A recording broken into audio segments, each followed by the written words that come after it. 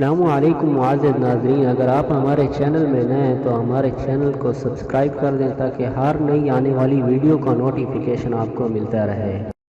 حضرت انس رضی اللہ تعالیٰ عنہ سے ہی روایت ہے کہ رسول صلی اللہ علیہ وسلم نے فرمایا، میت کے پیچھے 3 چیزیں جاتی ہیں، گھر والے، مال اور عمل، بس وہ 2 لوٹ آتی ہیں اور 1 باقی رہتی ہے، اس کے گھر والے اور اس کا مال لوٹ آتا ہے اور اس کا عمل باقی رہ جاتا ہے۔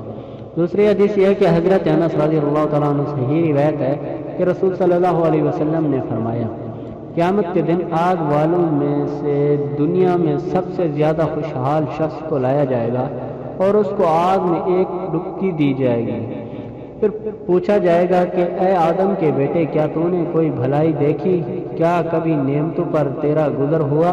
بس وہ کہے گا، نہیں، اللہ کی قسم، میں سے ہو کر اس کو لایا جائے گا اور جنت میں اس کو 1 مرتبہ رنگا جائے گا۔ پھر اس کو کہا جائے گا، اے آدم کے بیٹے، کیا تو نے کوئی تنگی کبھی دیکھی؟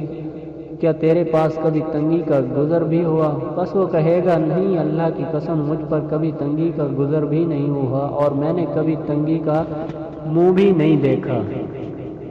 دوسری حدیث یہ کہ حضرت مستور بن شداد رضی اللہ تعالیٰ عنہ سے روایت ہے کہ رسول صلی اللہ علیہ وسلم نے ارشاد فرمایا کہ آخرت کے مقابلے میں دنیا ایسے ہی ہے جیسے تم میں سے کوئی شخص اپنی انگلی سمندر میں رکھے، پھر وہ دیکھے کہ وہ کیا اپنے ساتھ لائی ہے۔ ایک اور حدیث میں آتا ہے کہ حضرت جابر رضی اللہ تعالیٰ عنہ سے مروی ہے کہ رسول صلی اللہ علیہ وسلم کا گزر بازار سے ہوا، اس حال میں کہ آپ صلی اللہ علیہ وسلم کے دونوں طرف لوگ تھے۔ بس آپ صلی اللہ علیہ وسلم کا گزر چھوٹے کانوں والے ایک بکری کے مردار بچے کے پاس سے ہوا۔ آپ صلی اللہ علیہ وسلم نے اس کو کان سے پکڑا اور پھر فرمایا، تم میں سے کون یہ پسند کرتا ہے کہ 1 درہم کے بدلے اس کو لے؟ تو انہوں نے عرض کیا، ہم یہ بھی پسند نہیں کرتے کہ بغیر کسی چیز کے بدلے میں یہ ہمیں مل جائے، ہم اس کو لے کر کیا کریں گے؟ آپ صلی اللہ علیہ وسلم نے فرمایا، کیا تم یہ پسند کرتے ہو کہ یہ تمہاری ملکیت ہوتا؟